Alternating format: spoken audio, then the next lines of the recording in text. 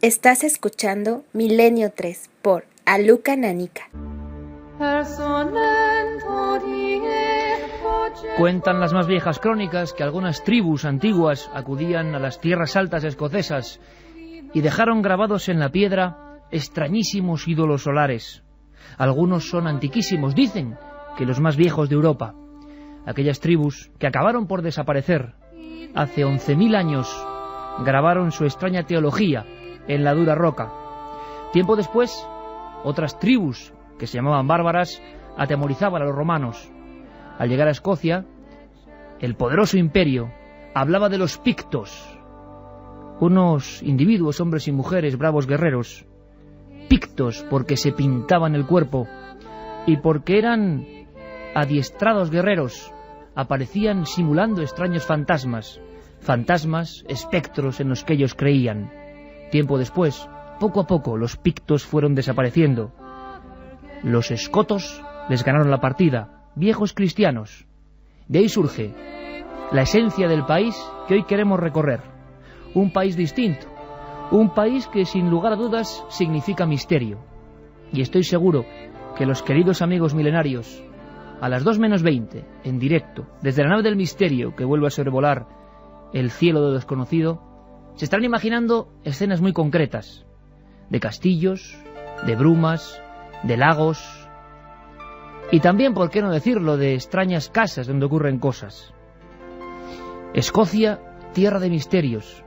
Escocia, tierra de enigmas muy lejanos y quizá todavía presentes. Os invito a un viaje, no a hablar de Escocia, sino a que esta noche y no otra, cerremos los ojos y nos sintamos en esas tierras extrañas que ha visitado uno de nuestros compañeros. Y como a veces digo, me hubiera gustado mucho estar en Escocia, pero ha estado uno de los míos, que es casi lo mismo. 1:41, desde la nave del misterio, en la cadena SER, desde luego que con mucha ilusión y muchas ganas de hacer radio.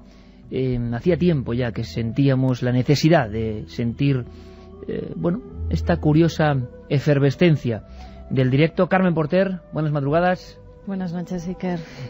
Y para visitar, teníamos ganas ya de estar con todos los amigos, ¿no? Sí, ya teníamos muchas ganas de volver a pilotar esta nave. Y hay algunos de los fieles que nos saludan por esas vías de contacto. ¿Que ya están abiertas? Claro que sí. Y es que 2 meses se hace largo, sin estar aquí con la familia milenaria. Ya teníamos un poco de mono. Claro que sí, un poco mucho, porque de verdad que en este tiempo que han seguido las investigaciones, las peripecias, las vivencias de todo tipo, la verdad, hay que ser sinceros que hemos tenido muy cerca el latido de toda esa gente milenaria que ha estado ahí. Ha habido tiempo incluso para releer muchas de esas viejas cartas que habitualmente pues no se puede hacer por la vorágine de la televisión, la radio, todos lo sabéis.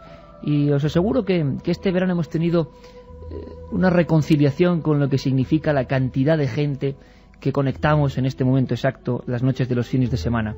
Y hemos tenido muchos encuentros, ¿verdad, Carmen? En lugares tan dispares como, una autopista, en miles de sitios, y la gente con una sonrisa muy especial decía ¿cuándo vais a volver?, ¿no? A veces eso te ayuda mucho y te hace seguir adelante con toda la energía de este medio absolutamente mágico que es la radio. Y la radio es la SER. Y aquí tenemos una idea de contacto muy directa que esta misma noche, no solo para darnos la bienvenida, sino para preguntar muchas cosas de esa tierra de ensueño que vamos a recorrer. Carmen, vías abiertas, las repetimos. Además, sí que es seguro que nuestros amigos, que son grandes amantes de esos misterios, muchos de ellos han estado por Escocia y nos pueden contar sus propias vivencias. Hay 2 vías de contacto, vamos a repetirlas, ya sabéis que están abiertas durante toda la semana. La primera es a través del correo electrónico milenio3 con número @cadenaser.com y, como no, nuestra vía más directa, 7640, palabra clave milenio, espacio, y como siempre vuestros mensajes, vuestras vivencias. Y cuando son 1:44 tengo que decir que tenemos el orgullo de iniciar este viaje con la nave realmente al completo, con Carlos Cala, nuestro compañero, que se va a incorporar después también, ¿no?, de unos meses de diversos pequeños sobresaltos que desde luego ya están superados. Estará con nosotros también Teo Rodríguez, como no, don Alberto Granados, que va a ocupar también otra posición muy curiosa, ¿verdad, Carmen?, en la nave del misterio. Vamos a tener a un Alberto no sé. Alberto espectral, lo llamaría yo. Sí, Alberto espectral. Siempre él ha sido un poco espectral, pero esta vez más. Y además vamos a disfrutar mucho con él. Por supuesto, todo el equipo de reporteros de esta gran familia. Iremos mañana presentando novedades. Y también, por supuesto, cómo no, el gran maestro Juanma Frasquet, que hace que esta nave ahora mismo esté casi entre España y Escocia, ¿no? Viajando con las músicas. Como siempre lo digo, Juanma Frasquet, es un honor y un placer hacer el programa contigo. Y hay que presentar, yo creo que una joven promesa que se incorpora a la nave milenaria, al que deseamos toda la suerte del mundo y que desde luego está ya trabajando y de lo lindo, nuestro compañero Carlos Largo, que está ahí, que va a ser el productor de Milenio 3. ¿Estamos todos? No, quedaba Luis Álvarez, que está por aquí. Luis, buenas noches. Buenas noches. Acabamos de llegar de Escocia prácticamente. Acabamos de aterrizar y sin maletas. Bueno, eso ya sabes cómo está hoy la vida. Vamos a ver, esta sintonía que estás escuchando de fondo que pone Juanma, imagino que te reconcilia un poco o te vuelve a situar en pasajes y lugares que acabas de pisar, que acabas de hollar prácticamente. Tenemos todos el arquetipo de Escocia como lugar añejo, antiguo, donde las historias de fantasmas se confunden con la realidad, ¿cierto o no? Pues cierto, porque es un país maravilloso, con una gente muy muy parecida a nosotros, muy parecida también a los irlandeses, con un gran sentido de lo trascendente, con una raigambre cultural tremenda, anclada en muchos casos en lo celta, ¿no? Todos hablaban antes de la historia de Escocia, pero sobre todo con un montón de castillos y que eran unos paisajes brumosos, con castillos a centenares por las carreteras. Hemos tenido el gran privilegio de bajar además desde las Highlands hasta Edimburgo en coche, que es una situación un tanto extraña siendo europeo. ¿Por qué? Pues porque por allí conducen al revés.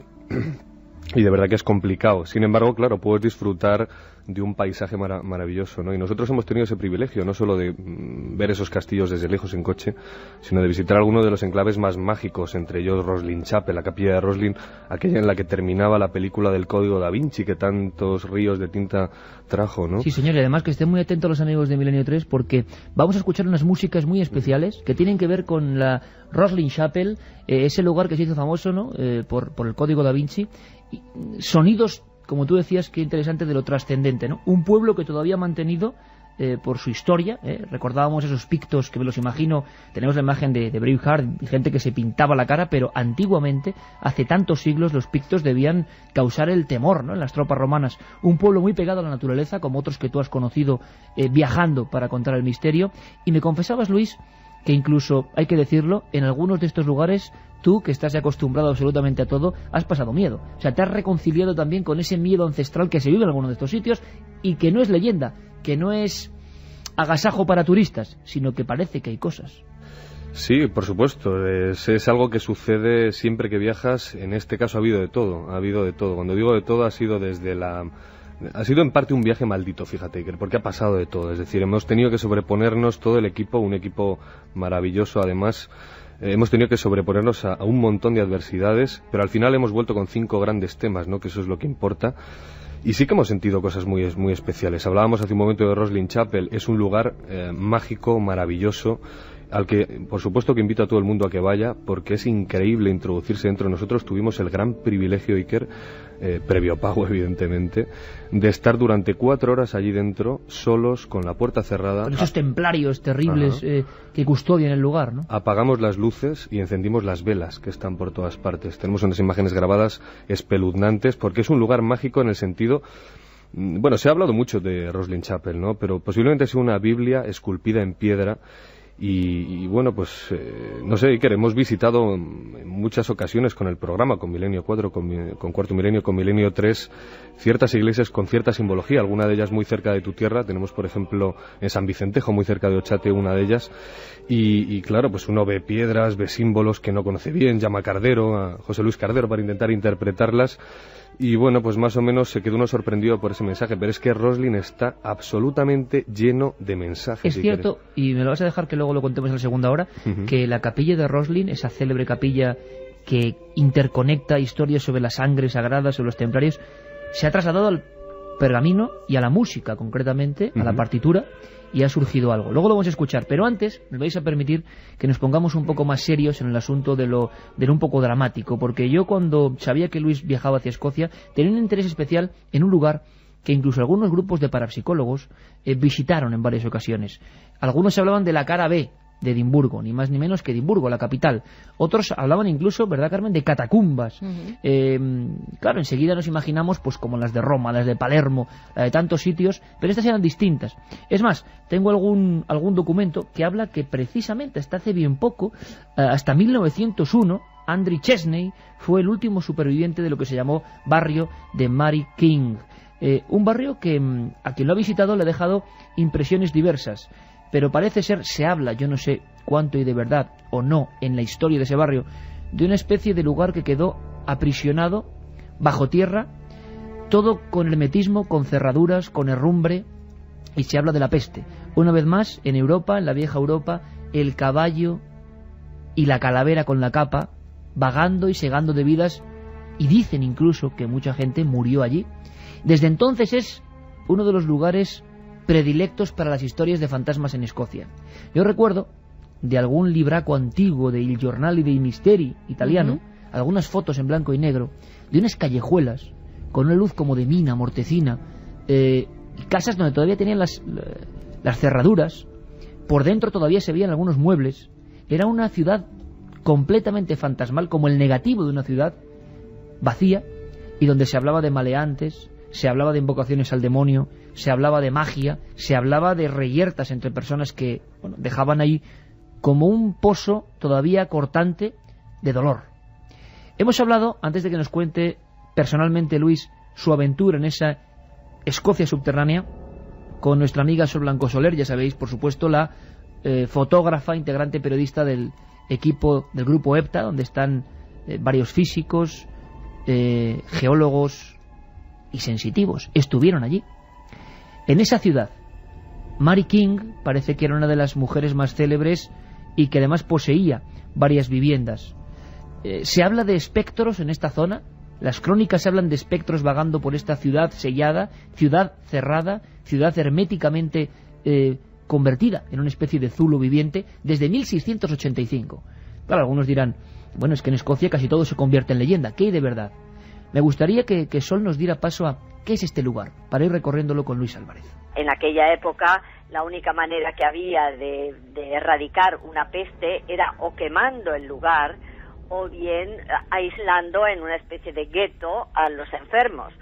Nosotros sospechamos por la visita que hicimos que esa ciudad, ese barrio, lo que pasó fue que lo sellaron dejando a los enfermos dentro para que no pudieran contaminar al resto de la población de Edimburgo. ¿Qué pasa? Que con el tiempo los escoceses o el gobierno del Reino Unido pues construyó encima de ese barrio, y hoy ese barrio subterráneo está justo debajo del Parlamento de la ciudad. Lo estamos viendo prácticamente, Luis. ¿Cómo es? Mary King Close. Sí, hay que decir que los Close, porque es una zona, esta zona de Edimburgo es la calle principal. Ha dicho Sol Blanco muy bien que está al lado de la Royal Mile, precisamente debajo de la Royal Mile, de ese parlamento es donde está este Mary King's Close. Los Close son una especie de patios traseros, de callejuelas traseras de cualquier calle. En Londres hay unos cuantos también, pero en este caso en Edimburgo el que nos concierne es el de Mary King's. Y es una ciudad subterránea, tampoco es demasiado grande, o quizá lo tengan tapiado en algunos de sus tramos. Pero cuando uno entra ahí, a través de una puerta normal, hoy día es un museo, se da cuenta de que es como una especie de edificación en varias plantas subterráneas, que se fueron construyendo por una razón muy sencilla. Estamos hablando del siglo XVII, siglo XVI.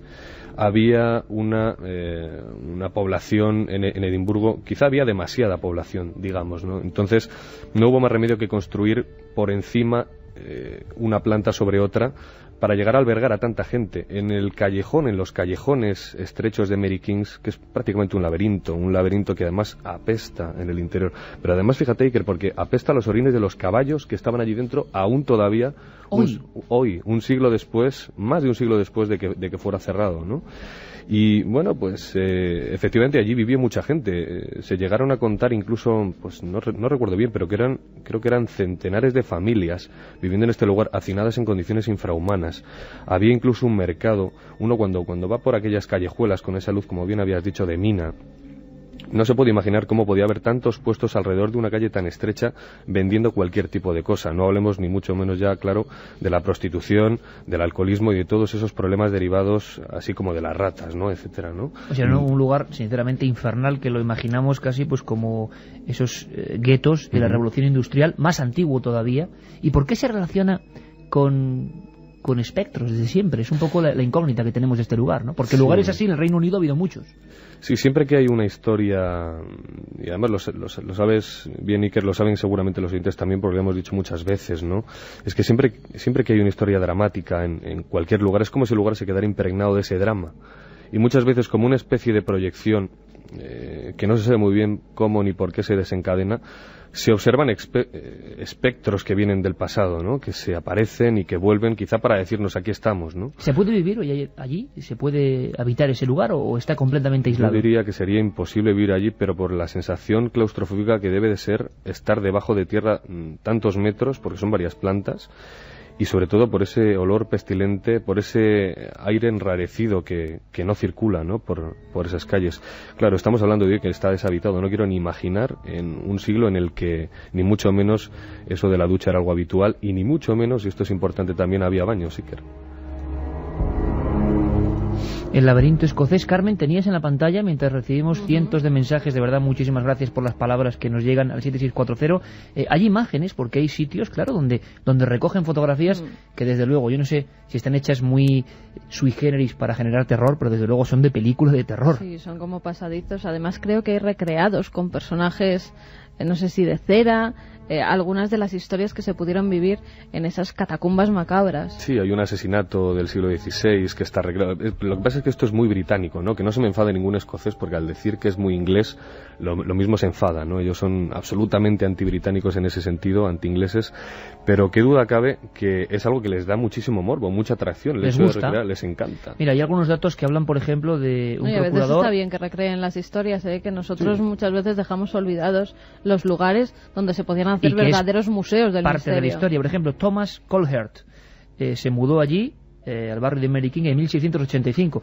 Dicen que lo primero que vio al entrar en una de esas pequeñas casuchas claustrofóbicas fue la cabeza de un anciano flotando, ¿no? Y ahí empezó la fama. Y luego había, al parecer, la imagen de una niña con una muñeca e incluso de un niño con un perro. Nos lo cuenta Sol Blanco Soler, recordando, que me la estoy imaginando, la noche con el equipo de investigación de la Sociedad de Parapsicología de Escocia. Nosotros estuvimos allí precisamente acompañados por los miembros de la Sociedad Escocesa de Parapsicología, entre los cuales había sensitivos.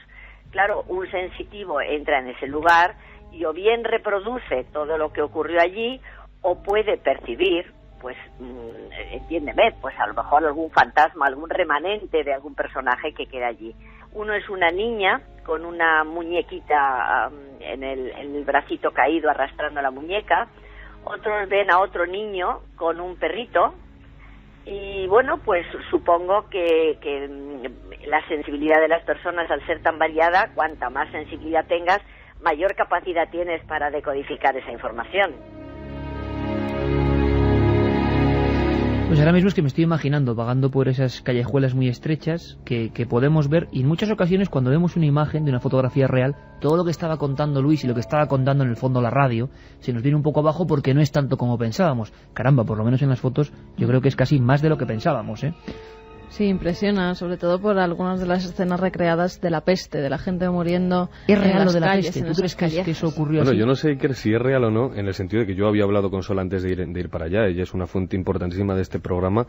Y bueno, cuando yo entrevisté allí a los responsables de ella habla este incluso lugar, no solo de peste, perdóname Luis, sino de que cerraron, porque hay zonas que son puertas que se cierran a esa gente para morir. Sí, mira, es muy posible que lo sellaran, pero por una mera cuestión de escala social, ¿no? Todos los que estén aquí debajo son escoria, no queremos que estén arriba. Pero eran barrios cerrados que tú tienes que pasar por una puerta con cerrojo para salir a otro barrio. Sí, lo que sucede es que se cree que la gente aquejada de peste, si bien no era mandada a ciertos divertículos de de este lugar, era enviada a las afueras de Escocia, a las afueras de Edimburgo, mejor dicho, a una ciudad. Se cree que hay algunas habitaciones donde la gente pudo estar allí pasando la cuarentena, algunos lugares cerrados, y sí que hay una recreación, que recuerdo ahora, de un médico además embozado en una especie de capa de cuero, que era la única manera que ellos creían de evitar que esas pulgas que andaban pululando por las ratas que estaban por todas partes pudieran picarte y contagiarte la peste, que era la vía de transmisión allá por 1644, ¿no? La peste bubónica. Vamos a seguir hablando de la Escocia subterránea, vamos a viajar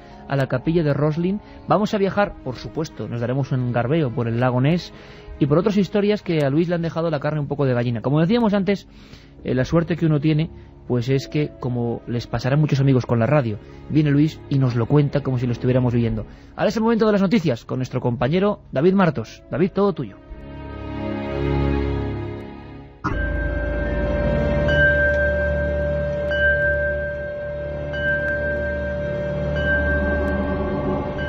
Soledad, color como gris con herrumbre, silencio, eco de nuestras pisadas, y sobre todo podías perfectamente reconstruir la tragedia que tuvo que ocurrir ahí abajo pues hace cientos de años, ¿eh?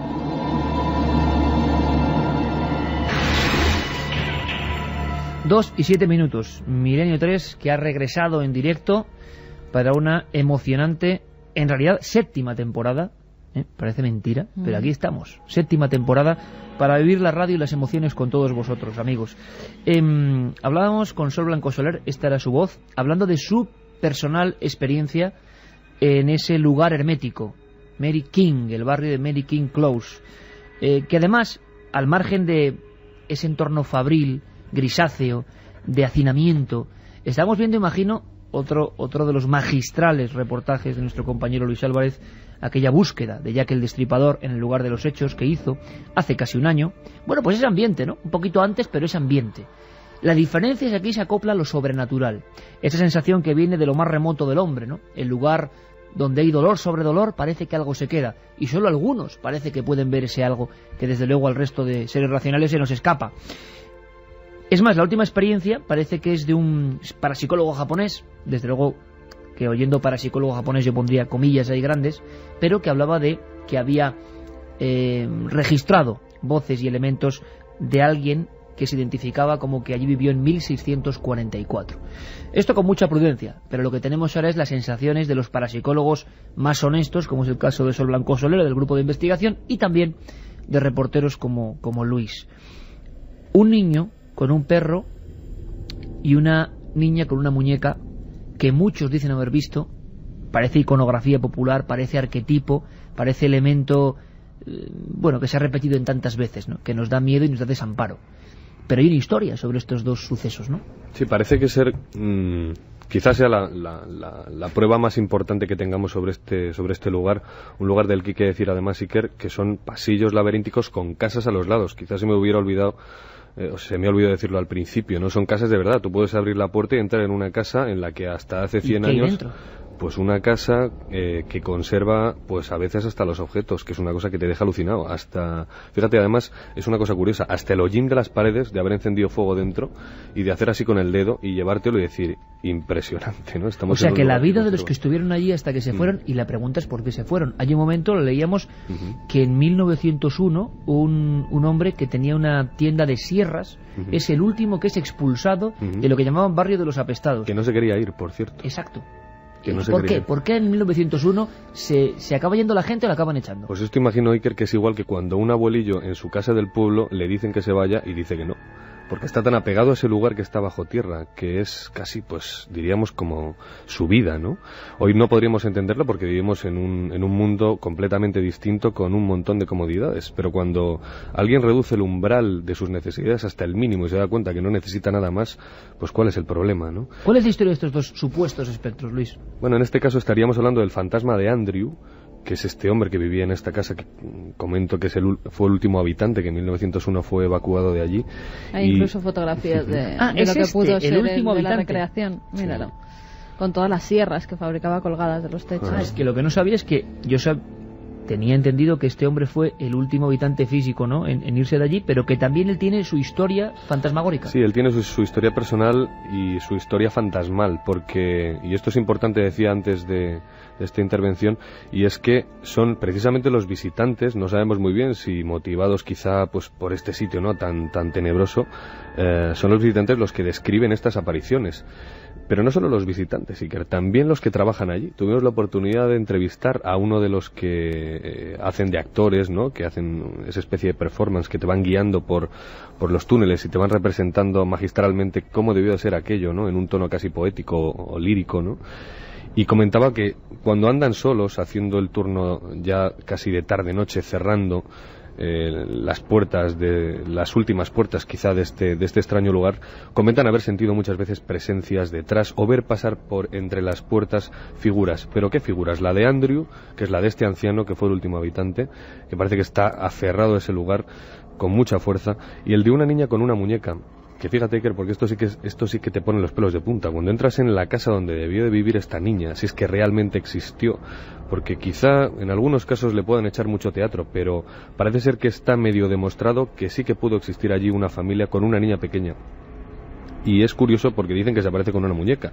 Y quizá para de alguna manera no invocar, pero sí como para que su espíritu esté tranquilo, hay una costumbre extraña, y es que han ido almacenando muñecas y centenares de muñecas que todos los niños que van por allí con sus padres dejan como una especie de plegaria quizá a que esa niña algún día alcance, pues no sé si el cielo, la luz o lo que sea, ¿no? Y allí están las muñecas. Y allí están, en una chimenea con un montón de monedas.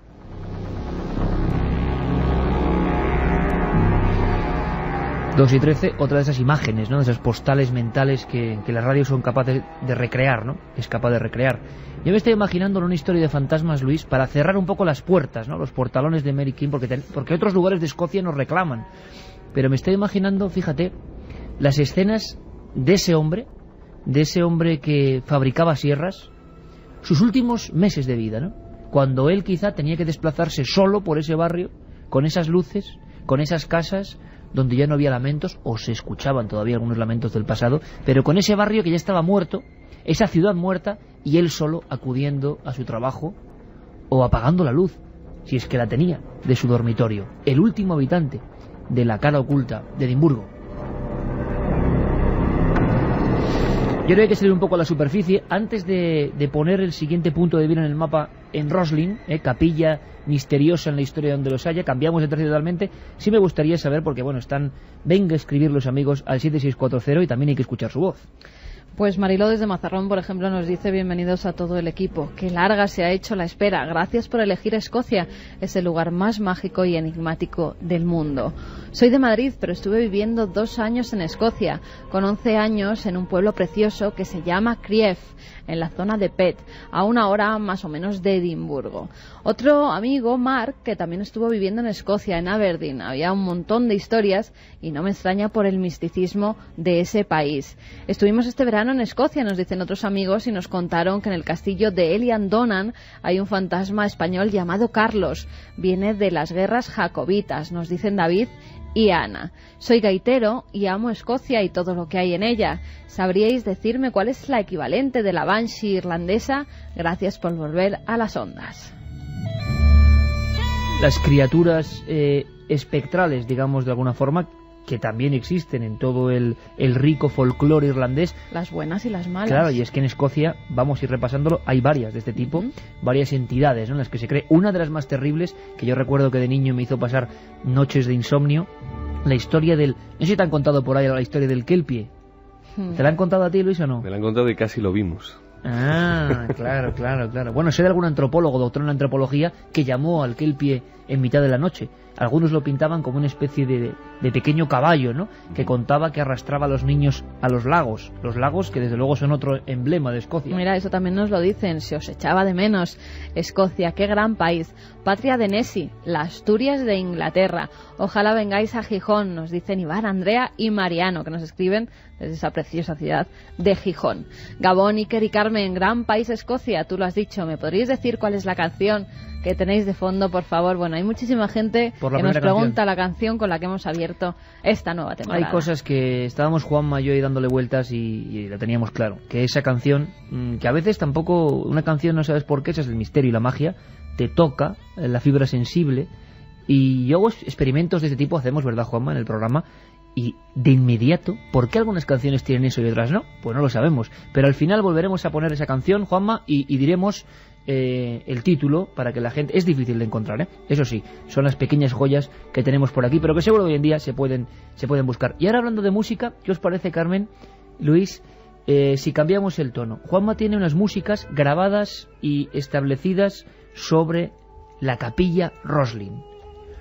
Claro, Capilla Roslin, Código da Vinci, ni más ni menos, epicentro de la historia de la sangre real, templarios, masones, el linaje sagrado de Cristo, o sea, todo junto, evidentemente en una trama de novela, pero que nos demuestra que hay algo sorprendente. Primeros datos, esta música tiene que ver con Roslin y vamos a intentar saber por qué.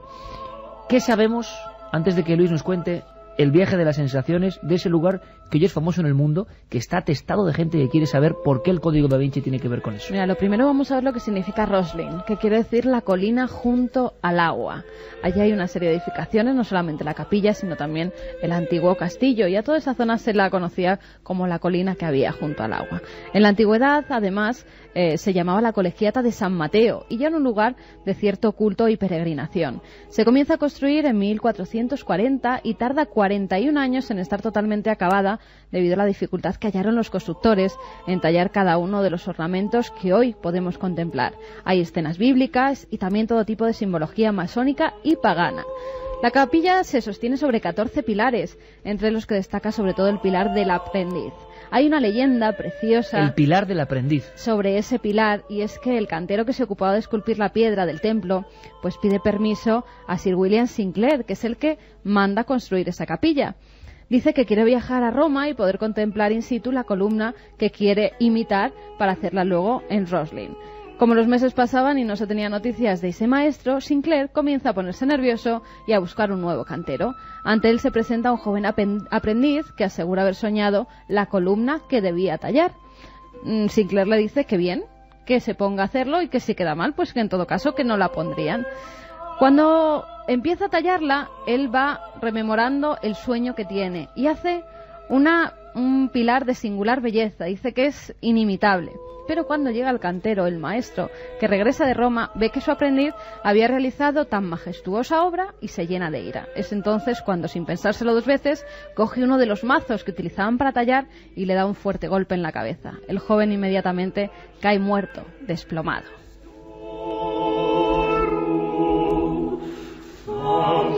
Hay muchas historias en torno a esta capilla. Algunos investigadores dicen que bajo sus cimientos pues se esconden desde tesoros de valor incalculable, pasando por la cabeza momificada de Juan el Bautista, hasta llegar a decir que allí se guarda el cuerpo de Cristo. Tal vez por ello es conocido por muchos como el Templo de los 1000 Enigmas. Sí se sabe que hay una cripta donde descansan los cuerpos de la familia Sinclair, cuyos guerreros permanecen, según cuenta la historia, enterrados aún portando sus armaduras.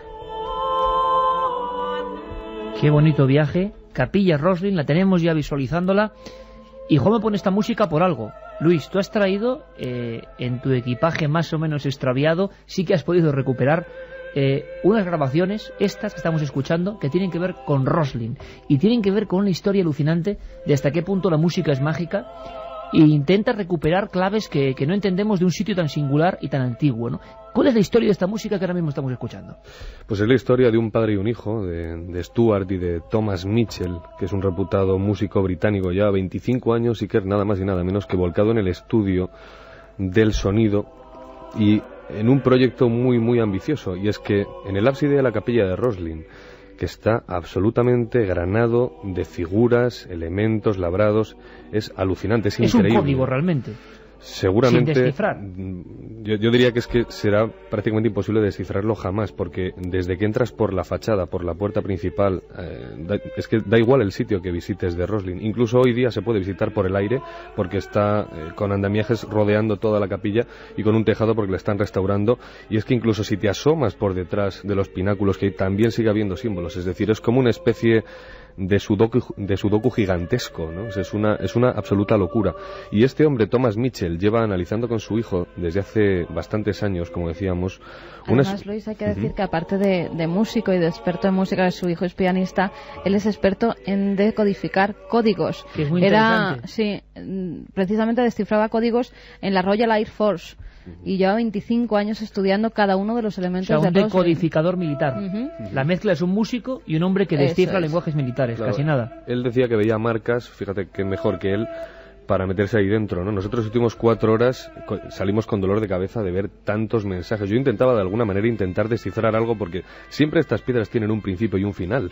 Hay una piedra que te indica un inicio, te indica un periodo, un estado quizá mental, un estado emocional que termina derivando en otro, quizá al final de la iglesia, pero es que siempre hay como un recorrido. Suele haber en estas iglesias iniciáticas un inicio que puede ser la entrada o no, una transformación del individuo que crece espiritualmente y un final de ese viaje, ¿no?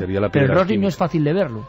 Efectivamente, no es fácil de verlo porque el mensaje se entrecruza millones de veces con otros mensajes que a su vez se van cruzando con otros, que a su vez se van cruzando con otros. Y esta música, por lo tanto, es según parece, la traspolación de algunos de los elementos de Roslin trasladados, como decíamos antes, a una partitura. Digamos que hay unos cubitos en el ábside que tienen una especie de marcas. Pues bien, este hombre, como decía Carmen, es experto en desencriptar mensajes y además es un músico reputado, con lo cual, estudiando esos mensajes cuidadosamente y anotándolos, descubrió que componían una especie de sinfonía sagrada. ¿De acuerdo? O sea, esto que está sonando ahora mismo, vamos un momento en silencio, por favor, porque esto es simplificándolo todo, claro. Hay una partitura escrita en la roca antiguamente, de alguna forma alguien ha visto elementos que componen una escala musical, trasladándolo a los instrumentos de hoy en día, porque esto, claro, está grabado en la piedra por alguien hace muchos siglos, ¿no? Cuidado, han utilizado instrumentos de 1400. Han intentado recrear este sonido con instrumentos de 1400, con el sistema, no sé muy bien cómo sería, pero sé que las partituras de entonces no eran igual que las de ahora. Es decir, se han basado en todo lo que han podido. Siguen un sistema de composición antiguo conocido como pautas Chaldin. Al parecer es un músico el que inventó estas pautas, y siguiendo esas 213 cajas, que son los símbolos con los que ellos han compuesto estas músicas, pues han logrado sacar una partitura antigua, como medieval. A mí no me digáis que esto no es maravilloso. O sea, 213 símbolos en piedra de alguna forma, códigos en piedra, que un decodificador militar y un músico pasan al papel, utilizan los instrumentos para imaginar, por lo tanto, lo que podía sonar hace 6 siglos en ese sitio lleno de misterios, con unas familias entrelazadas y un sitio clave para entender quizá gran parte de los enigmas de la cultura europea. Pero y lo han llamado motete de Roslin. Motete de Roslin. Pero es que hay algo más, Iker, que esto es casi lo que ya a uno le pone los pelos de punta. Siempre se ha sabido que la música era un vehículo para alcanzar el otro lado, para alcanzar un estado alterado de conciencia, ¿no? Y en este caso esta música lo que se comenta, no creo que se pueda confirmar nunca, es que el mensaje en las piedras, en estos cubos, está perdido, está roto. Faltan 2 o 3 piedras por ahí en este ábside. Para cerrar la pieza. Para cerrar la pieza. Si se llegara a completar, se abriría, según comentan, digo, una puerta dimensional, que yo intuyo que no es eso que pensamos todos, una especie de puerta que se abre aquí mismo por la que podamos atravesar, sino que es una especie de estadio mental. ¿Vale? Comentan incluso que podría alcanzarnos o llevarnos al otro lado, pero un otro lado muy negativo, al otro lado que nos pondría en contacto directamente con el demonio. Un fin del mundo han hablado también, que son las puertas hacia el fin del mundo. O sea, bueno, pues esto es solamente una pequeña parte de Roslin, ¿no? Un fragmento de una de las zonas de Roslin es pasado a música, quizás sea el final del viaje de ese peregrino de alguna forma, ¿no? Quiere transformar su vida, ampliar el conocimiento, y suena exactamente, podía sonar en aquel lugar hace tanto tiempo así.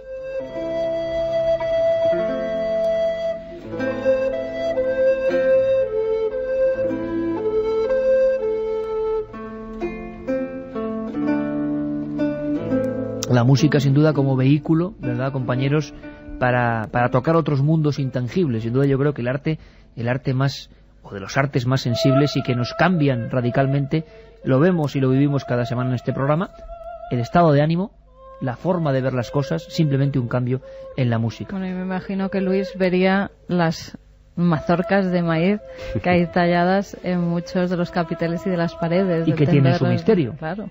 Sí, es casi quizá, digamos, que es el gran problema, ¿no? El gran problema para la historia. Esas mazorcas de maíz, ¿qué hacen ahí, no? Cuando todavía América no había sido descubierta y esto ya se había construido, ¿no? Pues se piensa que efectivamente estos caballeros templarios pudieron viajar a América por primera vez y, bueno, pues dejar parte de su conocimiento, porque es que la historia de Roslin, Iker, es una historia aún más curiosa. Pues no sé si sabéis que cuando los templarios salen de Francia, perseguidos, salen con 4 carros cargados de no se sabe muy bien qué, y lo llevan precisamente ahí, a Roslin. Lo dejan en algunos lugares de la cristiandad más Una sagrados. parte del llamado tesoro templario que han buscado todas las culturas de todos los tiempos desde entonces. Entre ellos el Grial, que es por eso por lo que el Código Da Vinci hace alusión al final, haciéndose un grandísimo lío macabeo en la película. El libro no lo sé porque sigo sin leerlo y no lo leeré. Sobre nunca. todo porque es una novela, se puede hacer el lío Claro, que quiera. Claro, y que ha traído tanta cola y tantos ríos de tinta, ¿no? Pero en cualquier caso es mi impresión personal al entrar allí, que primero es de estar en un lugar santo, en un lugar sagrado, un lugar que para mí nunca había tenido una experiencia así. Mira que entro en catedrales. Ojo, Roslin es muy pequeño además.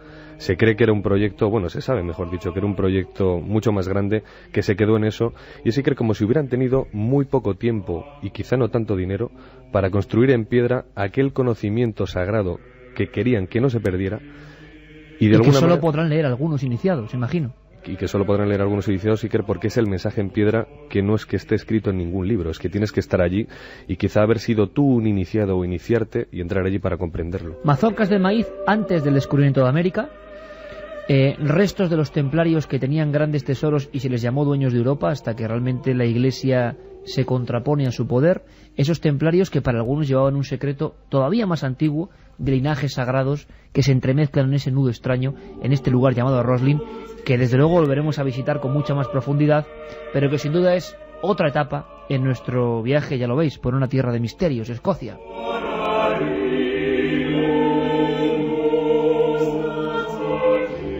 Me gustaría volver a cambiar el tercio hacia un poco el terror, porque estábamos dudando, ¿verdad, Carmen?, si contar esta historia o no. Por lo menos vamos a dar alguna pincelada, porque esta es mucho menos conocida que Roslin y quizá incluso que las llamadas catacumbas o el barrio oscuro, ¿no?, subterráneo de Edimburgo.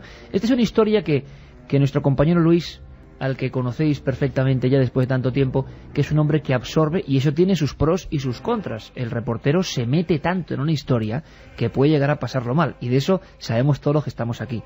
Y yo he visto a Luis una vez más muy impresionado por algunos elementos muy concretos de una casa, de un lugar muy preciso, de un sitio marcado por lo oscuro, por el sonido de lo extraño, por la muerte.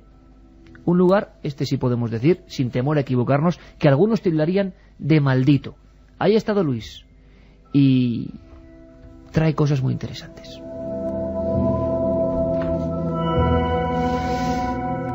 Cuéntanos algo de este sitio que a algunos les va a sonar porque está dentro de la historia de la magia negra, del satanismo. Está dentro de la historia de la magia negra y del satanismo y de la historia del rock, de la historia de una de las más grandes bandas del rock que jamás han existido, como es Led Zeppelin, una banda que llegó a vender 300 millones de discos y que aún todavía hoy sigue vendiendo y se sigue radiando, ¿no?, en emisoras tan importantes como es una de esta casa, como son los 40 principales, ¿no?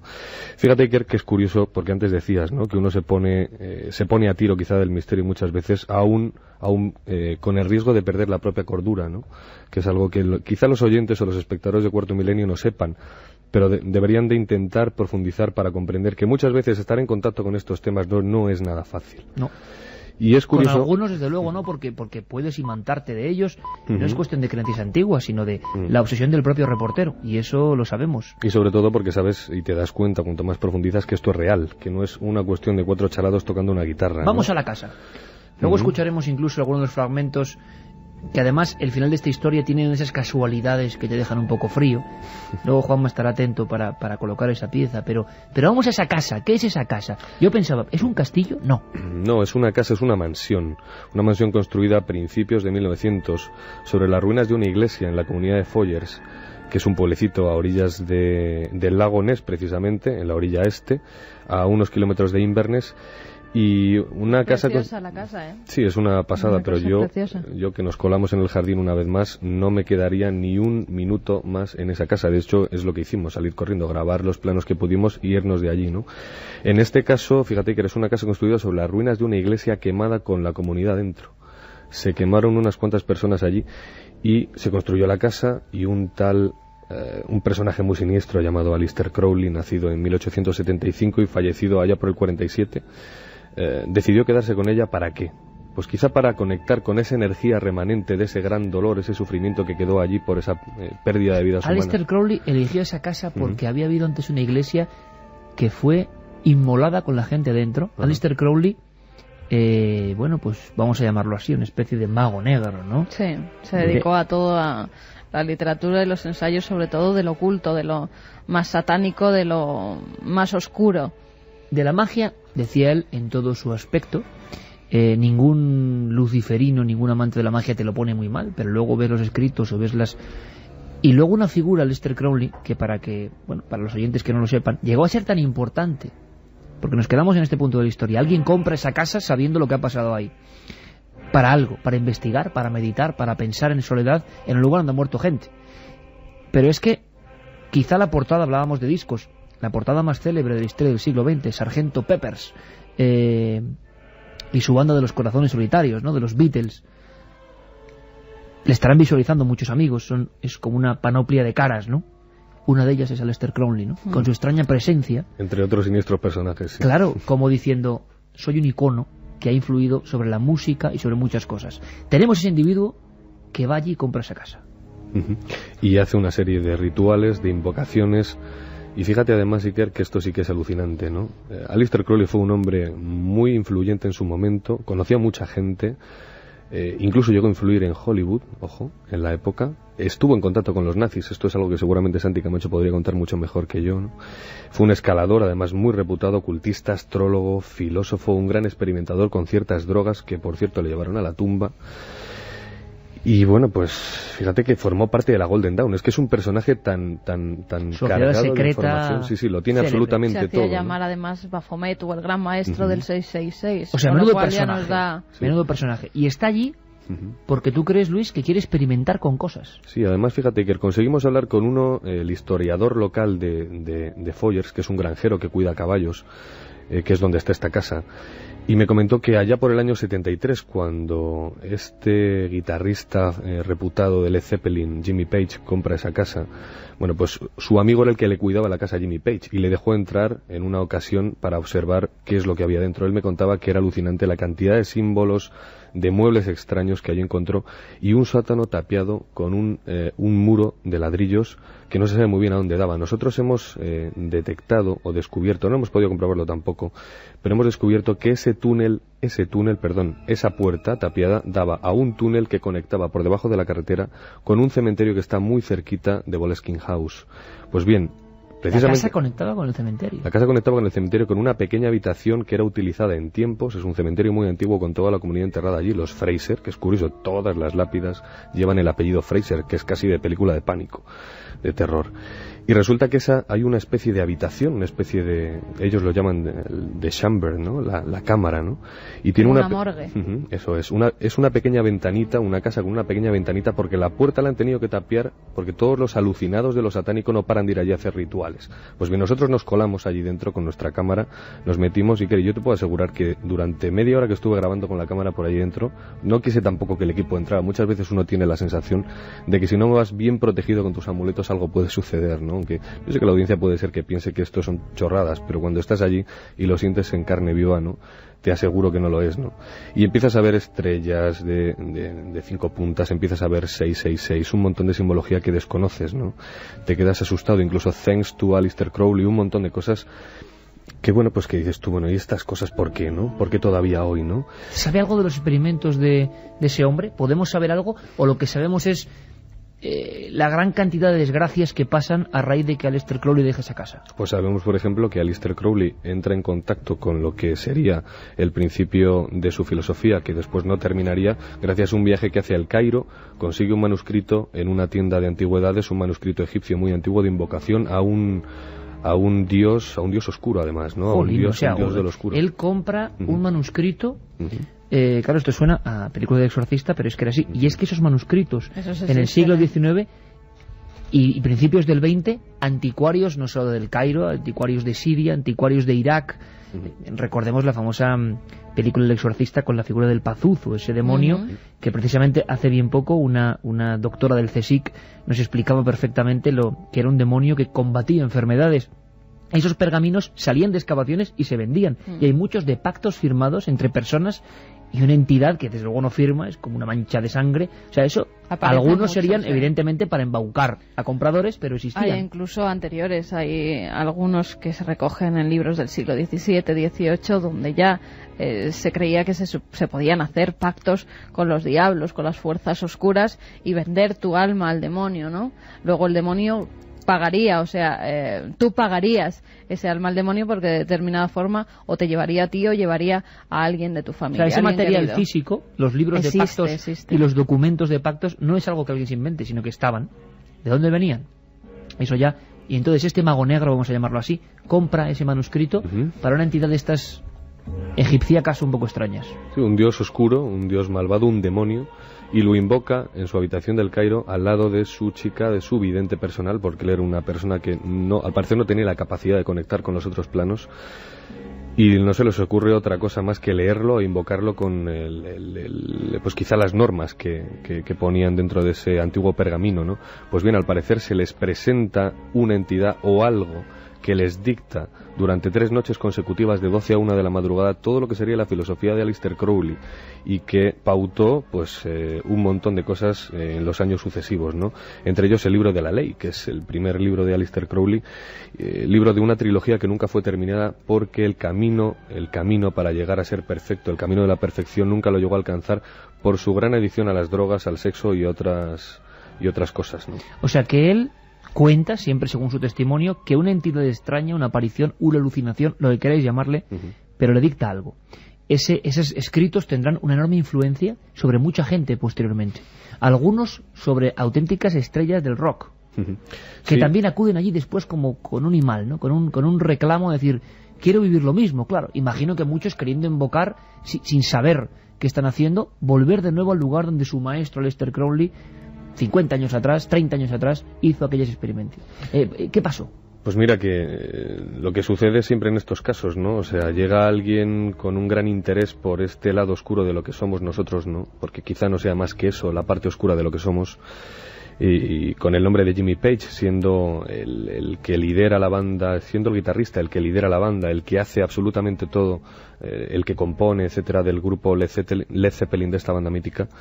Y bueno, pues se mete tan hasta dentro de esta historia de Aleister Crowley, se siente tan poseído por la figura de Aleister Crowley, que compra la casa, compra la mansión por una suma altísima. Sabiendo toda la historia. Quizá precisamente por eso, conociendo la historia y sabiendo qué es lo que había tenido lugar allí. Pues no sabemos muy bien para qué, pero el caso es que se comenta, como decíamos hace un momento, que, bueno, para empezar, en la localidad de Foyers todo el mundo conoce la historia, y todavía hoy sigue viniendo gente. Nosotros nos encontramos con 2 personas muy siniestras en el cementerio que dejaron un papel en el suelo. Es decir, sigue habiendo gente todavía hoy que cree en esta filosofía y que la lleva a rajatabla. No estamos hablando de una chorrada. Tiene miles de seguidores en todo el mundo. Claro, igual que uno puede ir a misa, ir a la iglesia o ser budista o ser musulmán, hay otra gente que opta por esta vía más o menos estrambótica para nosotros, pero ahí llega ese hombre. Llega Jimmy Page y empieza pues a sucederse una serie de desgracias para el grupo. Siempre se ha dicho que es un mito, pero yo no creo que lo sea, ¿no? Hay canciones muy simbólicas dentro de la discografía de este grupo, y tenemos una canción casi preparada ahí que es Stairway to Heaven, ¿no? Autopista hacia el cielo. Antes de escucharla, o de poner un fragmento, porque hay una historia con eso, yo quiero que cuentes la vida de este hombre,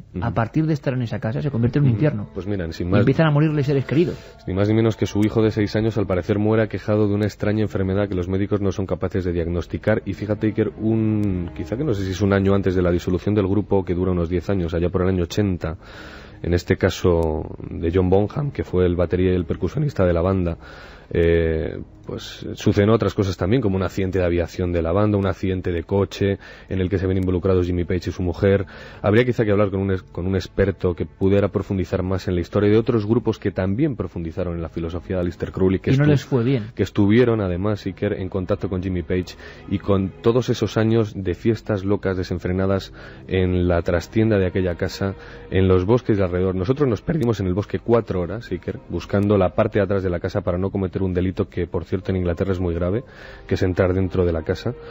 Y encontramos una cosa que a nosotros nos dejó completamente sorprendidos, y es una parte del bosque completamente muerta. Yo no sé cómo interpretar esto. Me lo contaste y eso me puso la carne de gallina porque tú nos vemos nada más acabar tu viaje, un bosque muerto. Un bosque muerto y restos de fiestas, ¿no? Restos de fiestas, botellas antiguas además. No quise llevarme ninguna, ya sabes, Iker, que siempre me llevo cosas de los sitios a los que voy. Hasta cuernos. Pero en este caso... Como en este caso. En este caso, bueno, el cuerno de ciervo ese que viste, Carmen, cuando volví, me lo encontré en ese bosque, pero en otro lado, ¿no? En este caso no quería llevarme ningún resto de ninguna fiesta que hubieran hecho. Mala sensación. Ese lugar todavía hoy, sí. 50, 60 años después de que lo dejara aquel mago negro. Eso es. Y además la gente de la comunidad nos decía que cuando era luna llena, sobre todo en aquellos años, Iker, venía un montón de gente extraña al pueblo, no se sabe muy bien a qué. Seguramente a reunirse en esa parte de atrás del bosque en la que nos perdimos, un bosque precioso por otra parte.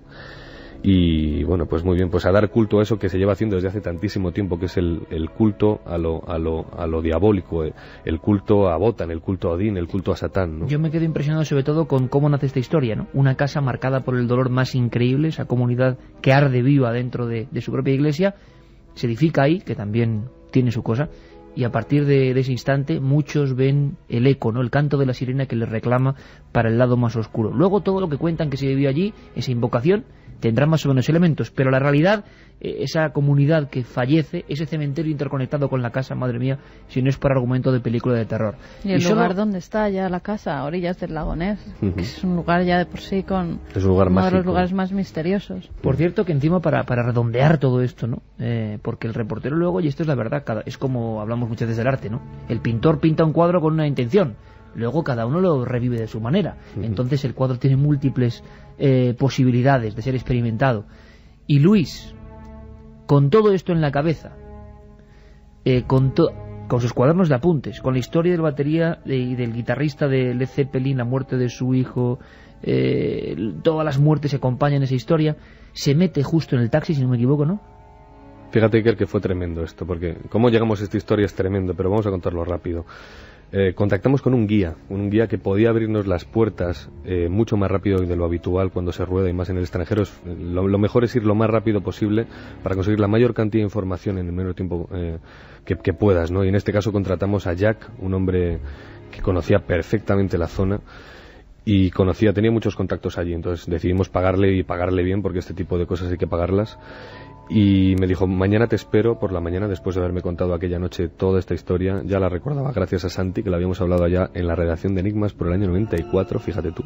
Casi nada. Sí, y resulta que nos montamos en el coche, Jack y yo, le da por poner la radio, estaba BBC One, es la Radio One, ¿no? la cadena musical de la BBC, y suena una canción, Iker, que nos puso a los dos los pelos de punta, nada más y nada menos que esto.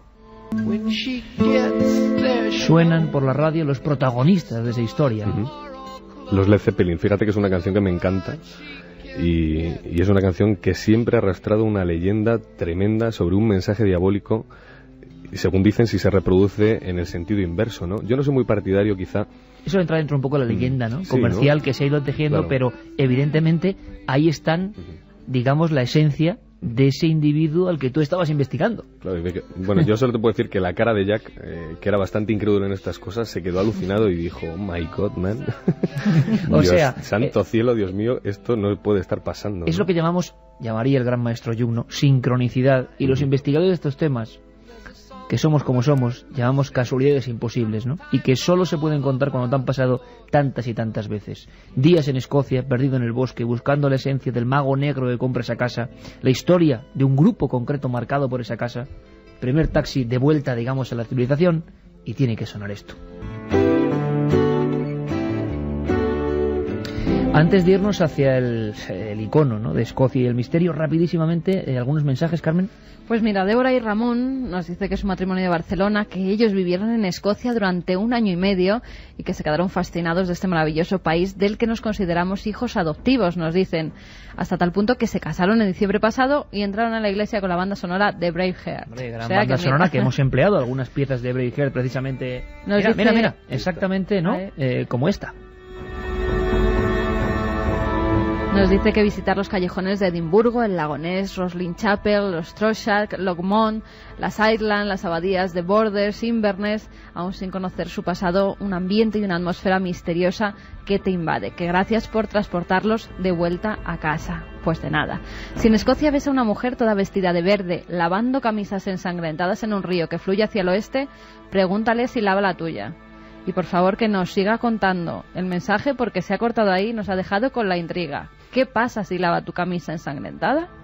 Estuve con mi mujer en los sitios que estáis hablando y casi se me saltan las lágrimas de la emoción. Escocia es increíble, nos dice Carlos desde Alicante. Vamos a repetir esas vías de contacto: 7640, palabra clave milenio, espacio y, como siempre, vuestros mensajes, vuestras experiencias, en este caso, en Escocia.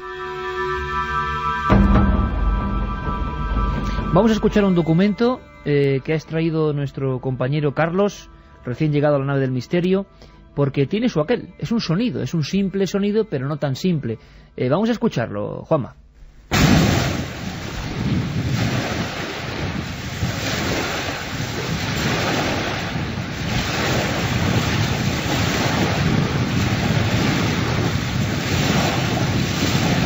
Bueno, pues esto es exactamente el sonido del lago Ness, del lago más célebre del mundo, sin lugar a dudas.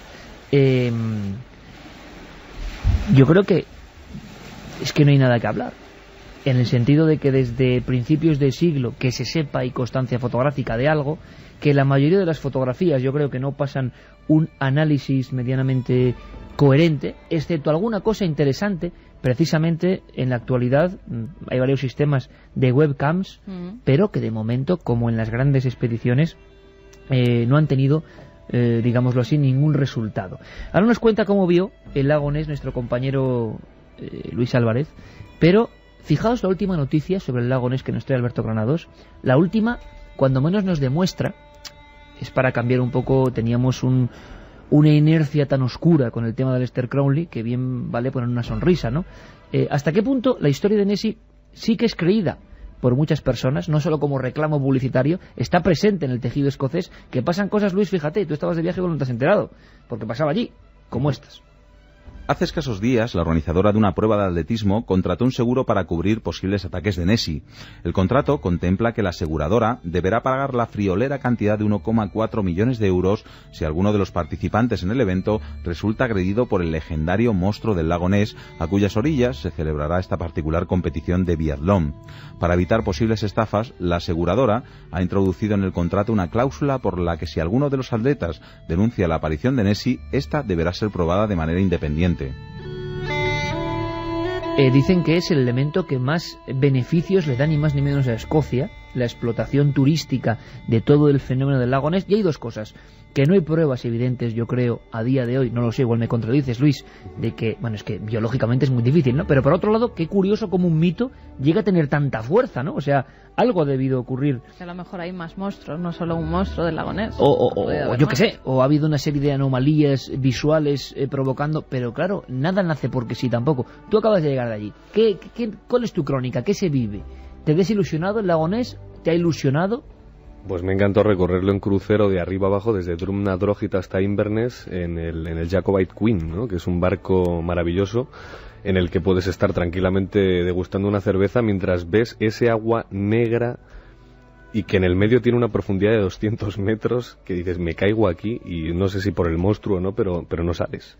Bueno, es más, yo recuerdo hace 5 años en la entrevista de Carmen a David Meca, el nadador que se disponía. Al final luego, no sé si lo llegó a hacer o no lo llegó a hacer, creo que sí. Bueno, atravesar no, por lo menos esa vez que le entrevistamos no consiguió porque... Exacto, hubo un intento fallido. Le tuvieron que subir debido a la temperatura del agua. Está helado, estaba congelada. Pero aún así él llevaba unas gafas que no veía nada, ante el temor, nos decía, de que pudiera haber algo en esas aguas. O sea, David Neca, que lo atraviesa todo, el tío que es capaz de cubrir distancias imposibles, dijo que era tantas las historias que le estaban contando allí, que se llegó a sugestionar tanto que se tuvo que poner unas gafas que, dice, tampoco se veía mucho, porque tú ibas nadando y no veías ni tu mano de la negrura. Sí. Pero lo que es cierto es que llega a influir en la gente, hasta en los deportistas, ¿no? La presencia etérea de Nessie, ¿no? Sí, estamos hablando sin lugar a dudas del mito del kelpie, eso que ha contado algunas veces Cardero. Yo, bueno, es que me río porque tuve una experiencia tremenda con el kelpie que algún día contará él, no lo vamos a contar aquí ahora, ¿no? Pero es un personaje, el kelpie es un personaje mitológico que ¿por qué no va a existir? Es decir, no estamos hablando de algo físico, estamos hablando de algo inconsciente. Bueno, este antropólogo, colaborador de este programa, me contó a mí que una noche empezó a llamar al kelpie. Él era un estudioso muy joven en aquella época que hacía una especie de recorrido sociológico de la Escocia de los mitos y estaba con otro hombre que tenía unas, según me contó, en unas casetas próximas en uno de estos lagos, y entonces parece que no se le puede llamar a esta figura mítica en mitad de la noche. Pero entonces José Luis Cardero, que es un tipo valiente, empezó a llamarle, a invocar al kelpie, y me contó que ante el terror real de gente hecha y derecha, pero un terror atávico, tuvo que, hasta se contagió un poco de ese terror, porque dijo, caramba, bueno, cuidado. Es que le cogió por los pelos casi a Cardero, lo metió en casa, bajó las persianas, cerró la puerta, puso una silla trancando la puerta, lo tumbó en el suelo y le dijo, Messier, no sabe usted lo que ha hecho. Y dice que llegó a... Esa parte no la sabía yo. Yo tendría más miedo a ese que al kelpie, porque que te coja de los pelos, te meta en casa y pero es que lo que contó Cardero, que estaba haciendo su doctorado, y en este caso era en la Bretaña francesa, que tiene un mito muy parecido al kelpie de los lagos de Escocia, comenta que algo se oyó fuera. Algo gigante, muy grande, se arrastraba fuera, y dijo, mira Luis, tío, yo te garantizo que allí había algo. Y entonces, vamos a ver, ¿tú crees que ese mito europeo del monstruo del lago tiene algo más de...? Yo creo que sí, yo creo que sí. En el lago Ness, exactamente. Tenemos en el lago Ness y en el lago Morar. Hay otra historia de otro kelpie en el lago Morar. Lo que pasa es que, claro, Nessie, que es el nombre que le han puesto cariñosamente al monstruo, se ha desvirtuado con tanta publicidad y con tanto fraude. Se ha convertido en una mascota, ¿no? Claro. Más que en un mito antiguo. Claro, pero fíjate, es curioso, los habitantes de la zona se han lucrado, bueno, no está bien decir se han lucrado, es casi una historia bonita. A mí me encantaba dar una vuelta por allí y encontrarme que en todas las tiendas vendían figuritas de Nessie, y la gente además es súper amable, no solamente en la zona del lago, también en las Highlands, en general en Escocia, ¿no? Y te das cuenta que, bueno, que se ha convertido en un atractivo turístico, y ¿por qué no? ¿Por qué no hacerlo así, no? Es un mito, y ¿por qué la gente no puede vivir de un mito también y de un sueño como ese? Las últimas fotografías hablaban de que algunas sí que eran extrañas, filmaciones incluso, pero es curioso observar las teorías, fijaos. Teorías ha habido de todo tipo. Ahora, ninguna, creo, tan sorprendente como esta.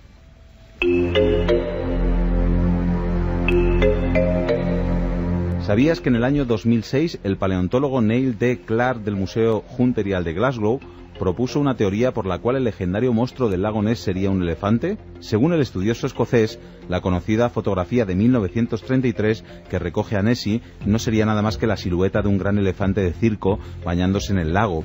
Por aquella época era muy frecuente que numerosos circos llegaran a la feria de Inverness con el fin de entretener a los habitantes de la zona. Una teoría más de las muchas que han aparecido intentando demostrar el origen del monstruo. Estas piezas informativas de don Alberto Granados, hombre... Hay otra, una anguila estéril. Que digo una yo, anguila ¿cómo sabrán que es estéril? Una anguila estéril. Sí. Hombre, por cierto, que algunas de las imágenes que tenemos todos en la cabeza de esa lo que parece la cabeza del monstruo emergiendo, sí que recuerdan al trompo de un elefante, sinceramente. ¿Tú qué es lo más raro que te has encontrado en torno al lago Ness que creas que puede ser prueba de algo, periodísticamente hablando? Pues mira, hay una operación allá por el año 80, creo recordar, que se llamaba Proyecto Deep Scan, que es escaneo profundo, en el que se utilizan un montón de barcos, no sé si de la Armada británica, para escanear todo el fondo marino con los sonar, haciendo una especie de barrido. No es muy ancho el lago, lo que es muy largo, es una falla que recorre Escocia de este a oeste, casi como en oblicuo, ¿no? Y es quizá por eso por lo que se ha pensado que podría ser perfectamente posible la existencia de Nessie, ya que podría salir por un lado y aparecer por otro, ¿no? No es un lago cerrado ni siquiera pequeño, ¿no? Son muchos kilómetros, muchas millas de recorrido, ¿no? Y en este caso lo recorrieron de cabo a rabo, escaneando el fondo, y encontraron al parecer 3 manchas, es lo único que pudieron detectar, 3 manchas en los sonares. Estuvieron años después recapitulando toda esta información y es lo único que se ha podido constatar a nivel físico como una investigación científica seria, ¿no? En cualquier caso, fíjate, a bordo del Jacobite Queen, de este crucero precioso que hicimos, además por cortesía, hay que decirlo, Iker, de la Embajada Británica de Visit Britain, que puede todo el mundo además visitar la página web, que es visitscotland.com o visitbritain.com, y ver todos estos destinos y esto que estamos hablando aquí, por si quiere acercarse allí a Escocia a vivir todos estos temas de los que hemos hablado, ¿no? No se quejarán, ¿eh? En el turismo escocés. No se vamos, quejarán, no se este quejarán. programa... Bueno, pero está lleno de españoles que además ven el programa y nos conocen. Sí, que te estaban venga a reconocer sí, por esos además lares. decían, bueno, por Dios, la gente de Iker Jiménez aquí en Escocia, ¿qué estarán haciendo? ¿No? Pues imagínate, y en este caso, Iker, hablábamos del Jacobite Queen, de este crucero, y habíamos visto desde una de las pantallas, tiene una pantalla a bordo, donde están escaneando constantemente el fondo del lago, el fondo lacustre, para ver si en algún momento se puede ver algo, ¿no? Y fíjate que me contaba el capitán, pues yo le preguntaba, ¿no? Y le decía, bueno, pero vamos a ver, ¿alguna vez usted ha hecho este recorrido 300.000 veces? ¿Alguna vez ha visto algo? Y me decía, pues mira, dice, de vez en cuando se ven cosas que le ponen a uno los pelos de punta y es mejor no mirar la pantalla del sonar. Pregunta que mucha gente nos hacía. Ahora vamos con los mensajes, Carmen, definitivos de nuestros amigos. Repetiremos a la vuelta de este documento esa canción por la que tanto preguntabais, que es el alma un poco también, ¿no? Nos ha parecido el alma no solo de Escocia, sino de esa Europa del Norte llena de mitos. Nos preguntaban muchos cuál es la expedición realmente científica, real, que se ha aproximado a este misterio, y muchos no saben que National Geographic estuvo muy cerca, o no tan cerca, de ese monstruo.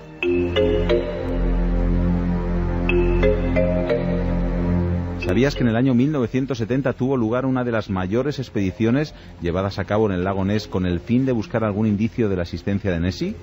La investigación fue financiada por la National Geographic Society y fue dirigida, entre otros, por el Dr. Robert Ballard, experto que posteriormente descubriría en los años 80 los restos del Titanic.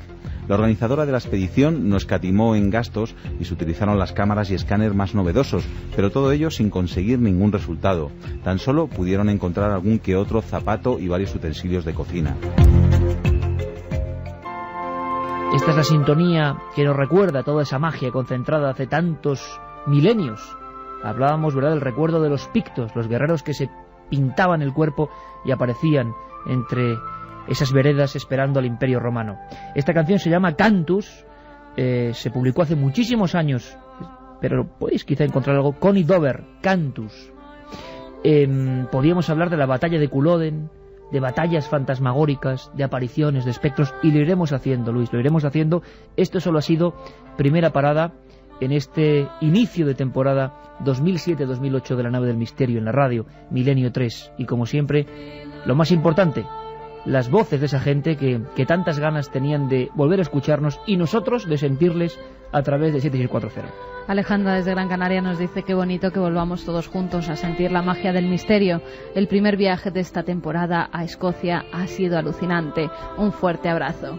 Juancho y Elena, que no sé si serán una pareja que vivían al Fast del Pi y a mí me ayudaron mucho en una investigación, si son ellos, un beso desde aquí, nos dice que hay un tour por Escocia en el bus que usaba Led Zeppelin en sus giras. El castillo de Loch Lomond nos puso los pelos de punta cuando dormimos allí, nos dice.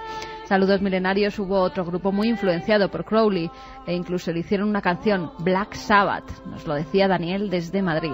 Crowley le aconsejó a Churchill utilizar la famosa V de la Victoria para contrarrestar la magia de los nazis. Nos lo contaba Alberto desde Madrid. Estoy convencido de que Galicia y Escocia son hermanas mágicas, almas gemelas, leyendas, forma de ser, clima, folclore. Somos hermanos. Millán desde Lugo. Pues sí, desde luego dos tierras que junto a Egipto podríamos decir que son las más cercanas al sentido de trascendencia. Y nosotros queremos trascender con nuestra forma de ver la realidad. Bienvenidos a Milenio. Gracias Luis, gracias Juanma, gracias Carlos, gracias Carmen, gracias a todos. Mañana, por cierto, una cosa, una vela. Me pide Teo Rodríguez que traigáis una vela, no sé por qué.